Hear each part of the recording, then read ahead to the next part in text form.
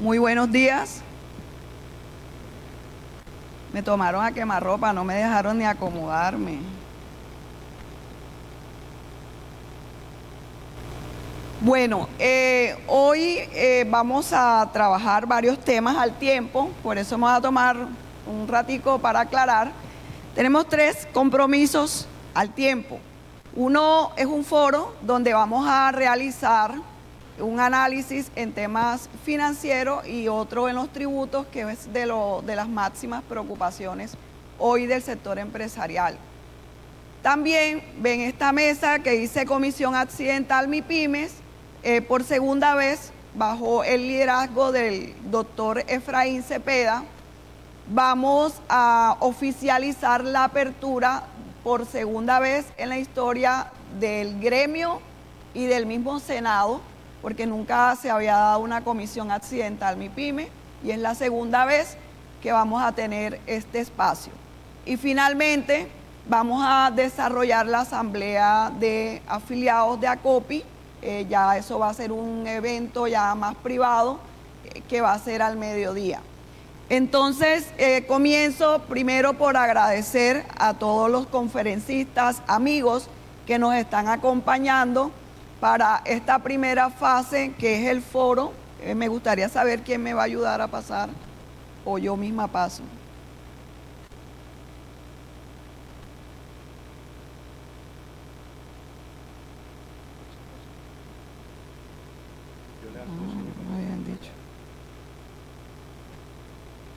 En el tema que vamos a comenzar ahora, y es el foro, hay una primera parte que es muy importante y es la parte financiera. Me dicen que está cargando, o sea que todavía mi presentación no está lista. ¿Dónde señalo, Carlos?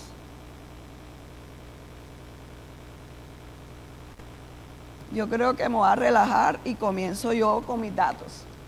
Bueno, en la parte financiera, que es un tema muy importante para ustedes como sector empresarial, desde la misma pandemia, cuando nosotros miramos las estadísticas de las formas de acceder a los créditos, nos dimos cuenta que como país fuimos el tercer país más duro en tomar las decisiones para que nuestros empresarios accedieran a los créditos. Nosotros podemos decir que en ese momento el 42% de los empresarios que buscó financiamiento, de ellos solamente el 48% logró una aprobación. Pero eso no es todo. La aprobación la lograron en las mismas condiciones que antes de pandemia o en condiciones más severas que antes de pandemia. También obtener esos créditos tiene otros desafíos, como son los tiempos, los requisitos de aprobación, la posibilidad incluso de que te aprueben montos inferiores. Cuando te aprueban montos inferiores y va dirigido a un proyecto, es como tener una mesa que debe tener 4 patas solo con 3 patas, entonces comienzas con un desequilibrio. Este es un dato que tenemos y lo llevamos desde el observatorio de la MIPYME colombiana.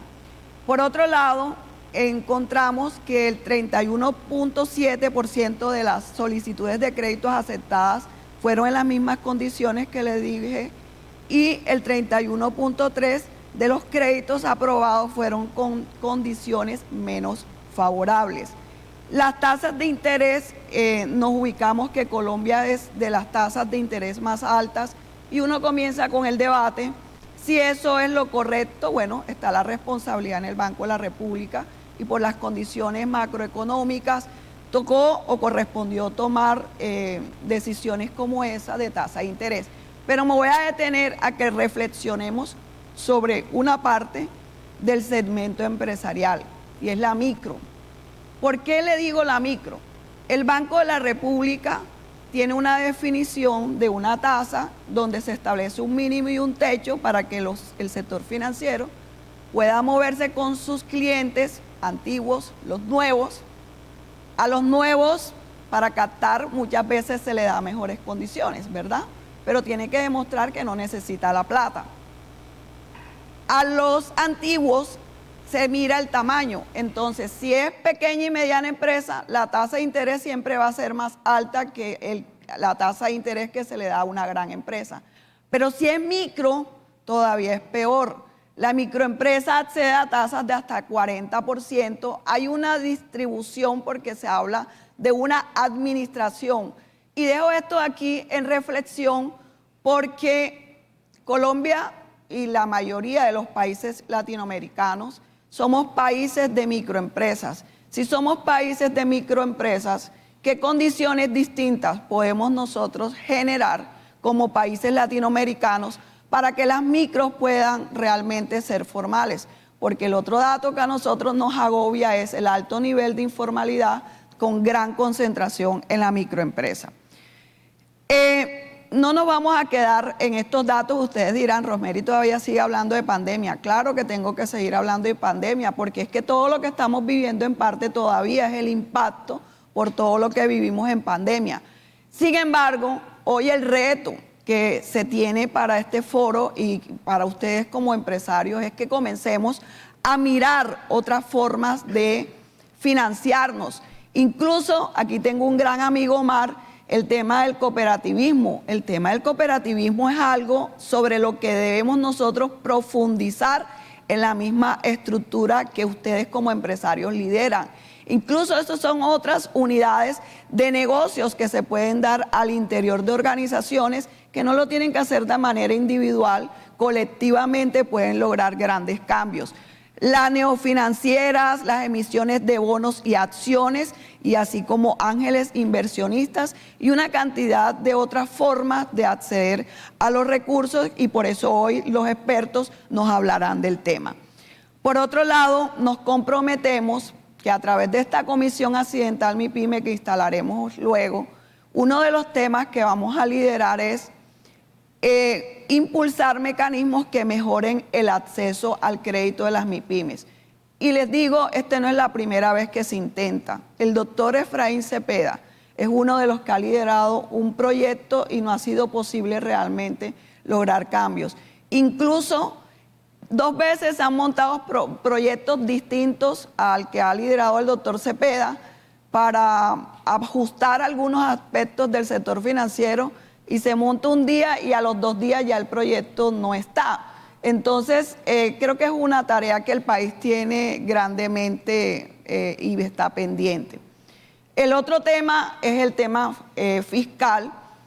No voy a profundizar porque tenemos acá a la experta que nos va a dar la información detallada sobre un estudio que hizo la Cámara de Comercio con Fundesarrollo. Se hizo un análisis de los distintos impuestos que Colombia tiene, pero a su vez esos impuestos se compararon en los más significativos, en el caso que cumple Barranquilla, pero nos tomamos el trabajo de compararnos con otras ciudades y ustedes pueden ver Barranquilla, Bogotá, Cartagena, Cali y Medellín. Y la parte más verde está en la columna de Barranquilla. El único impuesto que nosotros no estamos pagando es prácticamente la sobretasa ambiental, ¿verdad?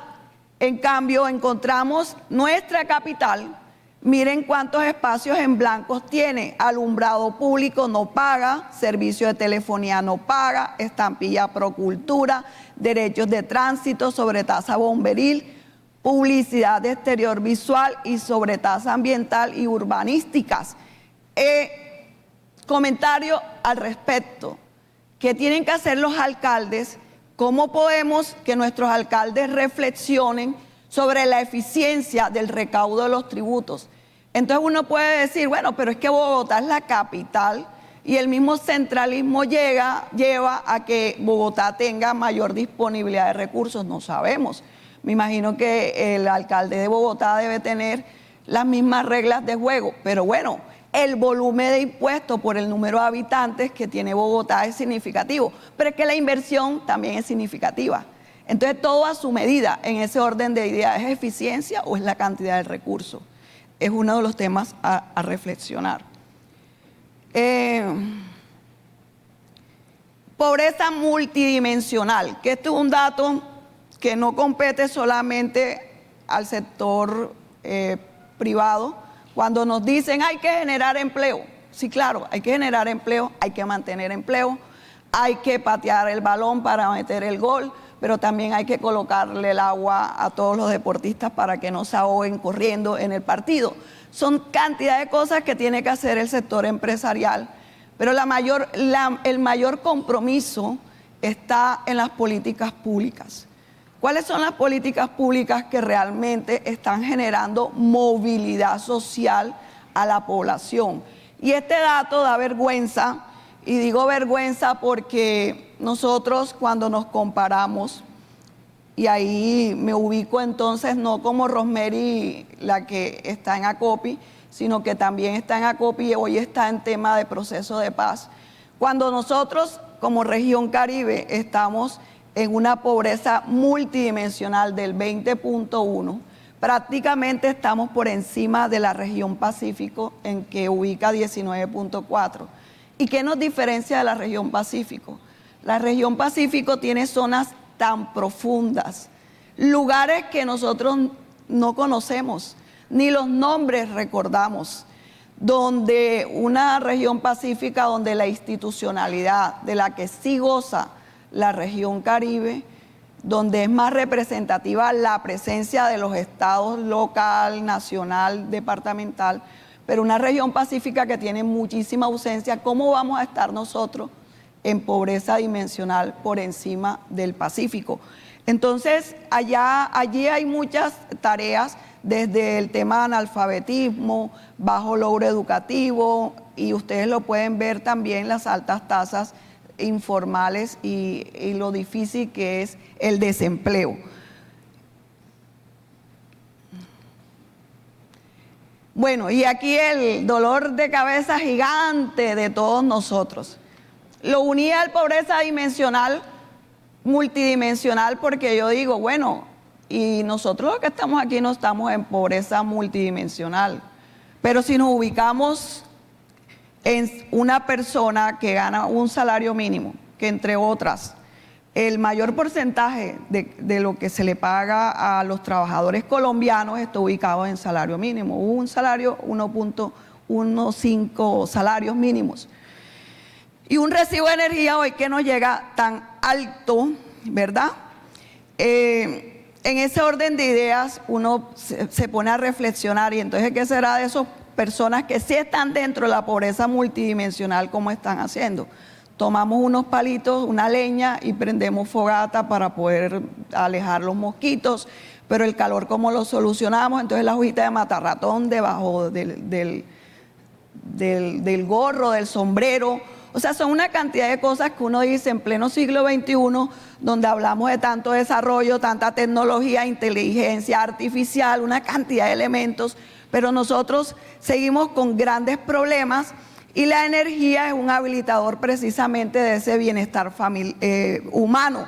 Según ese dato, el Departamento del Atlántico, el 14.8% de la población está en condición de pobreza energética, ocupando el puesto 11 de 33 departamentos. Quiere decir que nosotros nos vamos a comprometer aquí en este tema específico a que trabajemos una ley donde los territorios logren mayor eficiencia. Ustedes se acuerdan de Ocampo, cuando el ministro de Hacienda estaba gestionando la reforma que le pasó más fácil a Petro, que fue la fiscal, ¿verdad? Esa reforma pasó fácil por una sencilla razón, porque nosotros como ciudadanos somos conscientes de que el país necesitaba un recurso adicional por la crisis de pandemia. Ocampo comenzó a hablar que a pesar que nosotros nos quejamos del centralismo y que por eso nos sentimos orgullosos de lo que el doctor Verano viene haciendo, RAP Caribe, y que él es el presidente de la RAP Caribe, nosotros en cierta forma necesitamos que el centralismo nos ayude a alinear un tema, y es que se dicten normas que coloquen unos techos a los municipios. De hecho, si ustedes sientan aquí, pregunto, ¿hay algún alcalde aquí de Atlántico o del Caribe? Que levante la mano, no hay ninguno. Si ustedes sientan 10 alcaldes aquí, un alcalde lo que va a mirar es ese cuadrito que yo les coloqué, pero va a mirar es a Barranquilla y no Bogotá. ¿Por qué? Porque va a buscar es mayor recaudo de impuestos. Y ahí no es la solución a nuestros problemas. ¿Qué está pasando con el tema de energía? A mí un experto, es ministro de Minas, me dijo, Ros, me deja de estar metiéndote de que vamos a solucionar. Efraín, que es el líder del Caribe en temas intergremiales, fueron 14 propuestas, Efra, 8 propuestas que se le ha entregado al gobierno. El experto me dijo, el problema o el camino no está tanto que ustedes se comiencen a hablar que la fórmula, que la cadena, porque ese es un tema tan complejo y tiene un matiz de monopolio que es difícil por ahí. Por otro lado, tenemos una CRED que el señor Uparela, que es experto en tema de energía, siempre ha dicho, ¿cuántos miembros de la CRED han sido del Caribe? ¿Cuántos, señores? Nadie nunca ha podido ser miembro de la CRED. Pero también tenemos que un servicio tan fundamental como es la energía, tengamos 2 gravámenes adicionales, como es seguridad, la tasa de seguridad y alumbrado público. Si ustedes me preguntan a mí personalmente no me incomoda la tasa de seguridad porque es tan visible todas las inversiones que se han hecho en parques iluminados y eso aleja realmente condiciones inseguras y da oportunidad también de distracción, recreación a la población. Pero cuando vemos alumbrado público, vemos por un lado una infraestructura que se ha venido montando y ha ido evolucionando. Una tecnología que hoy es más económica que cuando comenzó alumbrado público. Un compromiso incumplido porque en la medida de mayor número de usuarios de alumbrado público se suponía que la tasa iba a comenzar a disminuir. Un tema que tenía una concesión, pero ahora cambió de estructura la forma de concesión y hoy el distrito es socio, no sé en qué porcentaje, creo que el 50% si no estoy mal, pero sigue siendo una estructura que beneficia a unos cuantos y nos está afectando a nosotros como usuarios. ¿Qué pasa con esa pobreza multidimensional? ¿Y qué pasa con la gente que gana un salario mínimo que necesita pagar el consumo de energía, pero no le alcanza para pagar alumbrado público y la tasa de seguridad? Tiene el derecho a ir a aire y pedir que le separen los costos, pero ¿saben cuántas veces tiene que ir y cuántas horas se desgasta? En promedio 4 horas para solicitar que les separen los valores y tendría que hacerlo mensualmente. No es que yo voy y lo solicito y de ahí en adelante queda así, lo tengo que solicitar mensualmente. ¿Cuál de nosotros se ha tomado el trabajo de identificar que los techos que permiten hoy cobrar alumbrado público sí los estamos cumpliendo? Si hay algún estudio técnico que demuestre realmente que en la medida que la tecnología facilita y disminuye los costos de alumbrado público, nosotros vamos a tener beneficios. Entonces, aquí lo que se genera prácticamente es un abuso sobre las posibilidades que establecen unas leyes nacionales que entre otras nos consultan, pero cuando llegan a los territorios, ¿qué pasa con los territorios? En los territorios las leyes se convierten prácticamente en una carta de navegación para que las asambleas, los consejos y los alcaldes todo lo conviertan en unos actos administrativos. Levante la mano a qué persona le han consultado un acto administrativo que va a desarrollarse en un consejo. ¿Ustedes han aportado un acto administrativo? No, no hay la posibilidad. ¿Por qué? Porque un acto administrativo es administrativo y punto, no se consulta. Se promulga y cúmplase. Entonces, ¿qué nos pasó a nosotros como departamento cuando nos aumentan el ICA, nos aumentan alumbrado, entre otras, algunos cambios que se hacen en los estatutos distrital de impuestos distritales se hicieron el 28 de diciembre. ¿Quién está pendiente de impuestos el 28 de diciembre? Estamos pendientes del festejo de fin de año.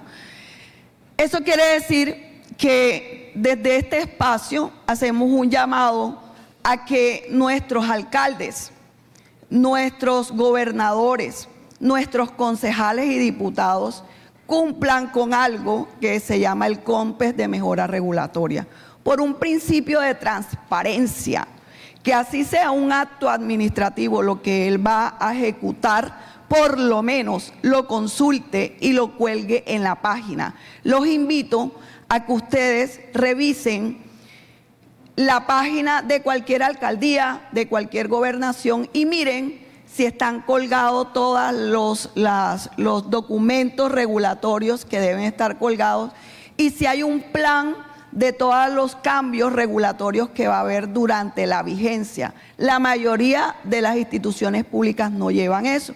Entonces, por principio de transparencia, hacemos un llamado desde este espacio a que podamos cumplir con ello. Por otro lado, tenemos quejas que hay 2 empresarios, miren, y esos son empresarios que yo diría que si le pregunto a Roberto se ríe de ese valor, ya él quisiera estar pagando eso. Robert, ¿cuánto estás pagando tú hoy de recibo de energía? Solo en alumbrado público, Fundelima paga 16 millones de pesos.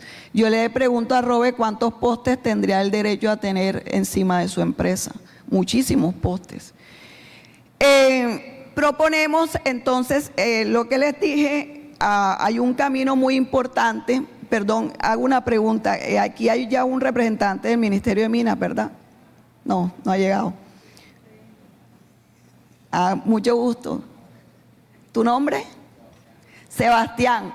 Sebastián fue el último invitado, lo invitamos fue antes de ayer, del Ministerio de Minas. Gracias, Sebastián, es un esfuerzo que estás haciendo por estar acá. Hablé con el Ministerio de Minas antes de ayer y me dicen, ustedes saben que lo que más dolor de cabeza nos está dando es el cobro por opción tarifaria, ¿verdad? Que es lo que más consideramos injusto. No vamos a dar recursos, por un lado porque no hay, y por otro lado porque nosotros no podemos estar aportando hoy 2 billones de pesos, que serían lo que soluciona el problema, pero va a seguir el consumo de energía, quiere decir que se va a necesitar más plata para la opción tarifaria. Pero me dijo, sí podemos trabajar el tema de energías alternativas para desprendernos por lo menos en un porcentaje de la energía tradicional.